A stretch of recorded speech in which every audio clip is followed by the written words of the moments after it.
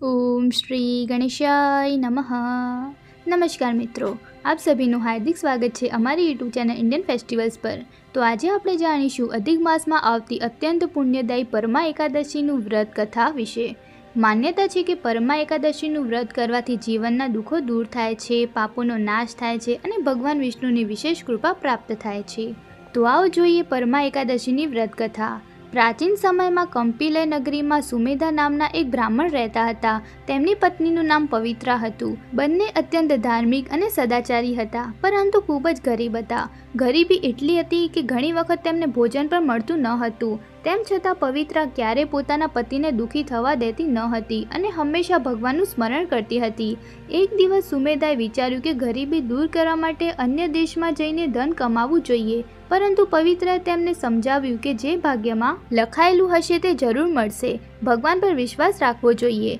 થોડા સમય પછી તેમના ઘરે કૌંડિન્ય ઋષિ પધાર્યા। બંને પતિ પત્નીએ શ્રદ્ધાપૂર્વક તેમનું સ્વાગત કર્યું અને પોતાની ગરીબી દૂર કરવાનો ઉપાય પૂછ્યો।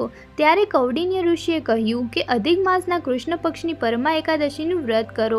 આ વ્રત ખૂબ જ મહિમાવત છે। સાથે 5 દિવસનું પંચરાત્રિ વ્રત પણ કરો। ભગવાન વિષ્ણુની ભક્તિ, જાગરણ, દાન અને પૂજા કરો। ઋષિના કહેવા મુજબ સુમેધા અને પવિત્રાએ પરમા એકાદશીનું વ્રત અને પંચરાત્રિ વ્રત કર્યું। ભગવાન વિષ્ણુ તેમની ભક્તિથી પ્રસન્ન થયા।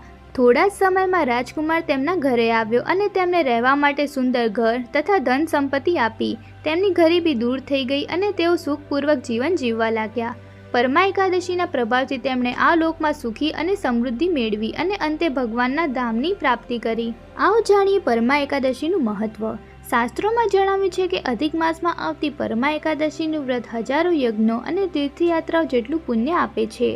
આ વ્રત કરવાથી પાપોનો નાશ થાય છે, ધન ધાન્યમાં વૃદ્ધિ થાય છે અને ભગવાન વિષ્ણુની કૃપા પ્રાપ્ત થાય છે।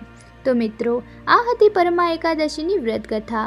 જો તમને આ કથા પસંદ આવી હોય તો વિડીયોને લાઇક કરો, શેર કરો અને ચેનલને સબસ્ક્રાઈબ કરવાનું ભૂલશો નહીં। જય શ્રી હરિ, જય શ્રી વિષ્ણુ।